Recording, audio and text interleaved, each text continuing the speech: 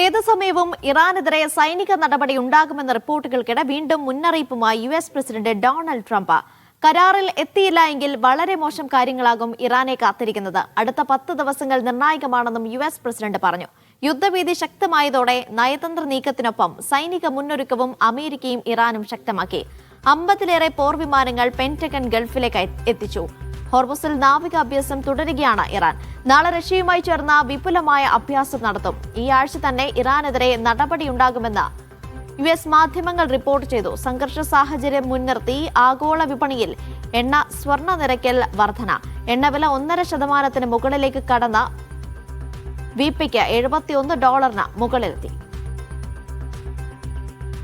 MC നാസറുടെ വിവരങ്ങൾ നൽകാനായി. നാസർ, രണ്ടാം ഘട്ട ചർച്ച പൂർത്തിയായതേയുള്ളൂ. അതിൽ ഒരു കരട് 2 ആഴ്ചയ്ക്കുള്ളിൽ തന്നെ കരട് തയ്യാറാക്കണമെന്ന് ഇറാനും അമേരിക്കയും തമ്മിൽ ധാരണയിലെത്തിയിട്ടുമുണ്ട്. അതിനിടെ തന്നെ ഒരു ആക്രമണത്തിനുള്ള ശ്രമമാണോ നടക്കുന്നത്? അങ്ങനെ വിലയിരുത്താമോ? മനീഷ, ഏതാണ്ട് ട്രംപിന്റെ പ്രതികരണം അല്പം മുമ്പാണ് വന്നിരിക്കുന്നത്. ഈ ഗസയിലെ സമാധാന സമിതിയുടെ രൂപവൽക്കരണവുമായി ബന്ധപ്പെട്ട ചടങ്ങിനിടെയാണ് ട്രംപ് ഇക്കാര്യം വെളിപ്പെടുത്തിയിരിക്കുന്നത്. 10 ദിവസത്തിനുള്ളിൽ ഇറാൻ ഒരു കരാറിലെത്തണം എന്ന വളരെ കൃത്യമായിട്ടുള്ള ഒരു മുന്നറിയിപ്പ് തന്നെയാണ് ഇപ്പോൾ ട്രംപ് നൽകിയിരിക്കുന്നത്. അല്ലാത്ത പ്രശ്നം സ്വാഭാവികമായിട്ടും വളരെ പ്രയാസകരമായിട്ടുള്ള ഒരു അവസ്ഥയിലേക്കായിരിക്കും ഇറാൻ പോകുന്നത് എന്ന ഒരു താക്കീത് കൂടി ട്രംപ് നൽകിയിരിക്കുന്നത്. അതിനർത്ഥം ഏതാണ്ട് ഒരു 10 ദിവസത്തിനുള്ളിൽ ഒരു സൈനിക നടപടിക്കുള്ള നീക്കത്തിൽ തന്നെയാണ് അമേരിക്ക ഏർപ്പെട്ടിരിക്കുന്നതെന്ന റിപ്പോർട്ടുകൾ നേരത്തെ തന്നെ പുറത്തു വന്നിരുന്നു. ഒരുപക്ഷെ ഏത് സമയവും ഈ ഒരു ആക്രമണം ഉണ്ടാകുമെന്ന ഒരു തിരിച്ചറിവിന്റെ അടിസ്ഥാനത്തിൽ ഇറാനും വളരെ വിപുലമായിട്ടുള്ള സൈനിക അഭ്യാസവും അതോടൊപ്പം തന്നെ മറ്റു മുന്നൊരുക്കങ്ങളും മുന്നോട്ട് കൊണ്ടുപോകുന്നുണ്ട്. കാരണം ജനീവ ചർച്ചയോടുകൂടി ഒരു യുദ്ധഭീതി കുറഞ്ഞൊരു സാഹചര്യം ഉണ്ടായിരുന്നു. പക്ഷേ പിന്നിട്ട 24 മണിക്കൂറിനുള്ളിൽ പുറത്തുവരുന്ന റിപ്പോർട്ടുകൾ എന്നത് വളരെ യുദ്ധം ഒരാസന്നമാണ് എന്ന അർത്ഥത്തിലുള്ള ഒരു വിലയിരുത്തലിലേക്കാണ് ലോകമാധ്യമങ്ങളൊക്കെ തന്നെ പോയിക്കൊണ്ടിരിക്കുന്നത്. അതിൻ്റെ തൊട്ട് പിന്നാലെയാണ് ട്രംപിൻ്റെ ഔദ്യോഗികമായിട്ടുള്ള ഒരു വിശദീകരണവും ഇപ്പോൾ വന്നിരിക്കുന്നത്. അപ്പോൾ ഈ 10 ദിവസത്തിനുള്ളിൽ തങ്ങൾ ആഗ്രഹിക്കുന്ന വിധത്തിലുള്ള ഒരു കരാർ രൂപപ്പെടുത്താൻ ഇറാൻ തയ്യാറായിട്ടില്ല എങ്കിൽ സൈനിക നടപടിയിലേക്ക് നീങ്ങും. ഒരുപക്ഷെ അതിനു മുമ്പ് തന്നെ ഇപ്പം രണ്ടാമത്തെ ഏറ്റവും വലിയ പടക്കപ്പലായിട്ടുള്ള ജെറാൾഡ് ആർ ഫോർഡ് ഗൾഫിലെത്തും.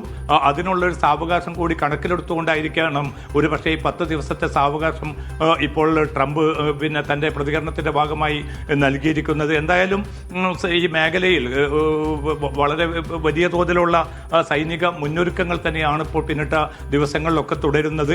ഇന്നിപ്പോൾ റഷ്യയുമായി ചേർന്നുള്ള നാവികാഭ്യാസം ഇറാൻ നടത്തുകയുണ്ടായി. നാളെയും ഇതുമായി ബന്ധപ്പെട്ട വിപുലമായിട്ടുള്ള അഭ്യാസത്തിനുള്ള ഒരുക്കത്തിലാണ്. ചൈനയും ഈ അഭ്യാസ പ്രകടനങ്ങളിൽ പങ്കെടുക്കുന്നതായിട്ടുള്ള റിപ്പോർട്ടുകൾ പുറത്തു വരുന്നുണ്ട്. അപ്പോൾ ചൈനയും റഷ്യയും ഒരുപക്ഷെ ഇറാനെതിരായിട്ടുള്ള അമേരിക്കയുടെ ആക്രമണം വരികയാണെങ്കിൽ ഈ 2 രാജ്യങ്ങൾ ഏത് സമീപനം സ്വീകരിക്കും? യുദ്ധത്തിൽ അവർ പ്രത്യക്ഷത്തിൽ പങ്കാളിത്തം വഹിക്കുമോ എന്നതുൾപ്പെടെയുള്ള ചോദ്യങ്ങളും ബാക്കി നിൽക്കുകയാണ്. അതേസമയം നയതന്ത്ര ദൗത്യം, ഈ പ്രശ്നപരിഹാരത്തിനുള്ള തിരക്കിട്ട നയതന്ത്ര ദൗത്യത്തിലാണ് ഗൾഫ് രാജ്യങ്ങളും തുർക്കിയും ഏർപ്പെട്ടിരിക്കുന്നത്. പക്ഷേ അത് എത്ര കണ്ട് വിജയിക്കുമെന്ന് ഈ ഘട്ടത്തിൽ പറയുക ബുദ്ധിമുട്ടാണ്. കാരണം 2003 സദ്ദാം ഹുസൈനെ സ്ഥാനഭ്രഷ്ടനാക്കിയ ശേഷമുള്ള ഏറ്റവും വലിയ തോതിലുള്ള അമേരിക്കൻ പടയൊരുക്കമാണ് ഇപ്പോൾ മേഖലയിൽ നടന്നുകൊണ്ടിരിക്കുന്നത്. ഏതാണ്ട് 50-ലധികം പോർവിമാനങ്ങൾ ഇപ്പോൾ ജോർദാനിലും മറ്റ് കേന്ദ്രങ്ങളിലും എത്തിച്ചതായിട്ടുള്ള റിപ്പോർട്ടുകൾ പുറത്തു വരുന്നു. കൂടുതൽ പടക്കപ്പലുകളും മറ്റ് സന്നാഹങ്ങളും അമേരിക്ക വർദ്ധിപ്പിച്ചുകൊണ്ടിരിക്കുകയാണ്. ഇതിനെ നേരിടാനുള്ള തങ്ങളുടേതായിട്ടുള്ള സാധ്യതകൾ പുതിയ ബാലിസ്റ്റിക് മിസൈൽ പരീക്ഷണങ്ങൾ ഉൾപ്പെടെ ഇറാനും നടത്തിവരുന്നുണ്ട്. പക്ഷേ ഒരു ആക്രമണം എന്നത് പൊടുന്നനെ 1-2 ആക്രമണം നടത്തി പിൻവാങ്ങുന്ന രീതി ആയിരിക്കില്ല. മറിച്ച് ഒരുപക്ഷെ ആഴ്ചകൾ നീണ്ടു നിൽക്കുന്ന ഒരു ആക്രമണം തന്നെ ഉണ്ടാകുമെന്ന റിപ്പോർട്ടുകളാണ് പെന്റഗൺ ഉദ്യോഗസ്ഥരെ ഉദ്ധരിച്ചുകൊണ്ട് വിവിധ അമേരിക്കൻ മാധ്യമങ്ങൾ ഇപ്പോൾ റിപ്പോർട്ട് ചെയ്യുന്നത്. എന്തായാലും ഈ യുദ്ധഭീതിയെ മറികടക്കാനുള്ള ആക്രമണത്തിലേക്ക് കടക്കരുത് എന്ന നിലപാടാണ് ഗൾഫ് രാജ്യങ്ങളെ സംബന്ധിച്ചിടത്തോളം ഉള്ളത്. പക്ഷെ അതേസമയം തന്നെ ഇസ്രായേലിന്റെ ഒരു സമ്മർദ്ദം അമേരിക്കയ്ക്ക് മുകളിലുണ്ട്. അത് വ്യക്തമാണ്. കഴിഞ്ഞ ദിവസങ്ങളിൽ നടന്ന കൂടിക്കാഴ്ചയിലൂടെയും നമുക്കത് മനസ്സിലാക്കാൻ സാധിക്കും. പക്ഷെ ഇപ്പോൾ നാസർ സൂചിപ്പിച്ചതുപോലെ തന്നെ ഇറാന്റെ നാവികാഭ്യാസം പുരോഗമിക്കുന്നുണ്ട്. അതിൽ റഷ്യ കൂടി എത്തുകയാണ്, അല്ലെങ്കിൽ ചൈന കൂടി പിന്തുണ നൽകുന്നുണ്ട്. ഒരുപക്ഷെ ഒരു പ്രത്യക്ഷ ആക്രമണത്തിലേക്ക് കടക്കാനുള്ള സാധ്യതയുണ്ടെങ്കിൽ ഇവർ നേരിട്ട് ഈ യുദ്ധത്തിലേക്ക് ഇറങ്ങാനുള്ള സാധ്യതയുണ്ട്. അല്ലെങ്കിൽ ഇറാന് പൂർണ്ണ പിന്തുണയുമായി ഇരുവരും എത്തുകയാണെങ്കിൽ അത് സാഹചര്യം എത്ര കണ്ട് സങ്കീർണമാക്കും? ഒരു വാർഷിക സൈനികാഭ്യാസം എന്ന നിലയിലാണ് ഇപ്പോൾ റഷ്യയും ചൈനയും ഇറാനുമായി ചേർന്നുള്ള ഈ അഭ്യാസത്തെ കാണുന്നത്. നേരെ മറിച്ച് ഒരു അമേരിക്കയുടെ ഒരു ആക്രമണം വരുമ്പോൾ പ്രത്യക്ഷത്തിൽ ഏതെങ്കിലും അർത്ഥത്തിൽ ഈ രാജ്യങ്ങൾ പങ്കുവയ്ക്കുമോ, അതല്ലെങ്കിൽ സൈനികമായിട്ട് ഇറാനെ അവർ പിന്തുണയ്ക്കുമോ എന്നതുൾപ്പെടെയുള്ള ചോദ്യങ്ങളിൽ കൃത്യതയിലേക്ക് എത്താൻ സമയമായിട്ടില്ല. ഒരുപക്ഷെ തിരക്കിട്ട കൂടിയാലോചനകൾ നടക്കുന്നുണ്ട്. കാരണം റഷ്യക്കും ചൈനയ്ക്കുമൊക്കെ ഇറാനിൻ്റെ ഈ സുരക്ഷയിൽ വലിയ താല്പര്യമുണ്ട്. അവർ നേരത്തെ തന്നെ അക്കാര്യം പ്രകടിപ്പിക്കുകയും ചെയ്തിരുന്നു. കാരണം ഈ മേഖലയിൽ ഒരു അസന്തുലിത അതോടൊപ്പം തന്നെ സുരക്ഷയ്ക്ക് ഭീഷണിയും ഉണ്ടാകുന്ന ഒരു ആക്രമണം ഒരു നിലക്കും തങ്ങൾ പൊറുപ്പിക്കുകയില്ല. അത്തരം നീക്കങ്ങളിൽ നിന്ന് അമേരിക്ക വിട്ടുനിൽക്കണമെന്ന് റഷ്യയും ചൈനയും നേരത്തെ തന്നെ മുന്നറിയിപ്പ് നൽകിയതാണ്. അപ്പോൾ ഇറാൻ ആക്രമിക്കപ്പെടുകയാണെങ്കിൽ തങ്ങളുടെ വലിയൊരു പങ്കാളിക്ക് നേരെയുള്ള ഒരു ആക്രമണമായി കണ്ടുകൊണ്ട് ഈ ചൈനയും റഷ്യയും ഒരു റോൾ എടുക്കുമോ, അതല്ല നിലവിലുള്ള ഒരു സാഹചര്യത്തിൽ മാറി നിന്നുകൊണ്ട് അത് ഇറാന്റെ മാത്രം ഒരു പ്രശ്നമായിട്ട് ഈ രാജ്യങ്ങൾ വിലയിരുത്തുമോ എന്നത് ഈ ഘട്ടത്തിൽ പറയുക എളുപ്പമല്ല. ഒരുപക്ഷെ ജിയോ പൊളിറ്റിക്കൽ സാഹചര്യങ്ങൾ പലതും മാറിമറിയുന്ന ഒരു ഘട്ടമുണ്ട്. പ്രത്യേകിച്ച് യുക്രൈൻ യുദ്ധവുമായി ബന്ധപ്പെട്ട് പടിഞ്ഞാറൻ രാജ്യങ്ങളും അമേരിക്കയുമായി വലിയ എതിർപ്പിലാണ് റഷ്യ ഉള്ളത്.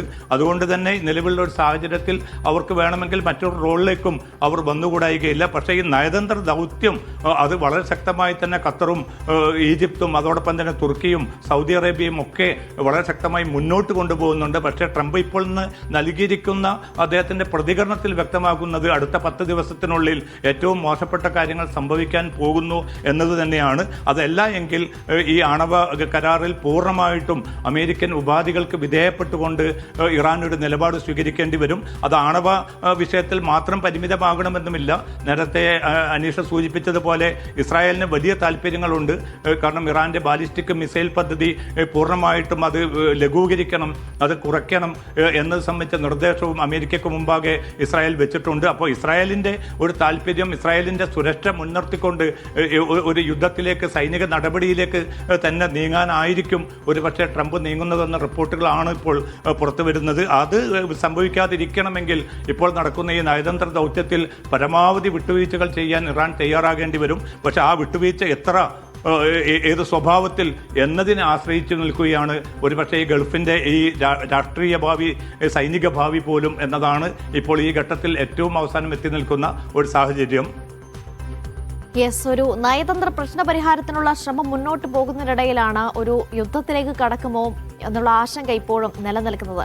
ഏതായാലും 2 ആഴ്ചയ്ക്കുള്ളിൽ റിപ്പോർട്ട് സമർപ്പിക്കണമെന്ന്, ഒരു കരട് തയ്യാറാക്കണമെന്നായിരുന്നു ജനീവയിലെ ചർച്ചയിൽ തീരുമാനമായത്. ഇതിപ്പോൾ 10 ദിവസത്തിലുള്ള തീരുമാനമെടുക്കണമെന്ന് ഇറാനോട് US ആവശ്യപ്പെടുകയും ചെയ്യുന്നു. MC നാസറാണ് വിവരങ്ങൾ നൽകിയത്.